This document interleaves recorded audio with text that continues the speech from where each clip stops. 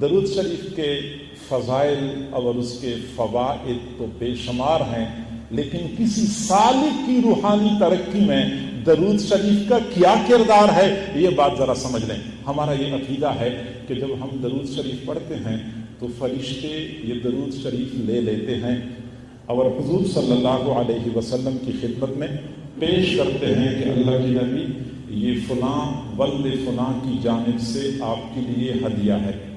فرشتے ہدیہ کی شکل میں درود شریف حضور کی خدمت میں پہنچاتے ہیں۔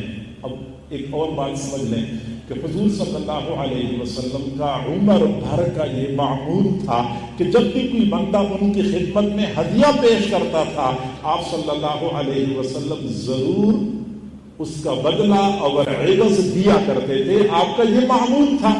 اب اگر معمول تھا تو آج بھی ہمارا یہ عقیدہ ہے کہ حضور صلی اللہ علیہ وسلم اپنی قبر مبارک میں حیات دنیاویہ کے ساتھ حیات ہیں، حیات دنیاویہ کے ساتھ حیات ہیں۔ تو آج بھی میرے محبوب کا وہی دستور ہے، وہی طریقہ ہے کہ جب کوئی بندہ ہدیہ بیچتا ہے وہاں سے ضرور ہدیہ واپس بندے کو ملتا ہے۔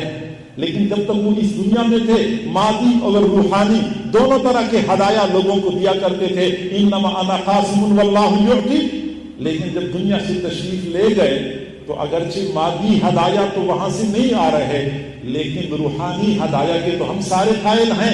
کسی بھی اللہ والے کا فیض ان کی دنیا سے جانے کے بعد منقطع نہیں ہوتا، یہ فیض اسی طرح جاری و ساری ہوتا ہے۔ لہذا حضور صلی اللہ علیہ وسلم کا فیض تو بدرجہ اتم جاری ہوگا۔ ہم اگر یہاں سے ہدایہ بھیجتے رہیں گے تو وہاں سے روحانی فیض کا انتقال ضرور ہوگا۔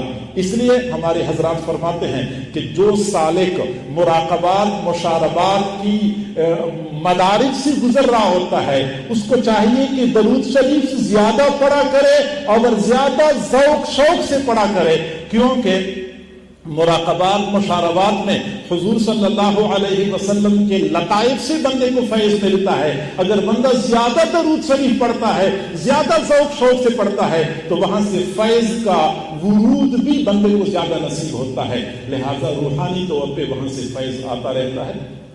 اور یہی وجہ ہے کہ حضرت شاہ ولی اللہ رحمۃ اللہ علیہ نے لکھا ہے کہ میں مدینہ منورہ گیا، انہوں نے مدینہ منورہ میں جب وقت گزارا تو ان کو کچھ مکاشفات ہوئے۔ وہ ساری مکاشفات انہوں نے ایک کتاب میں جمع فرمائے ہیں۔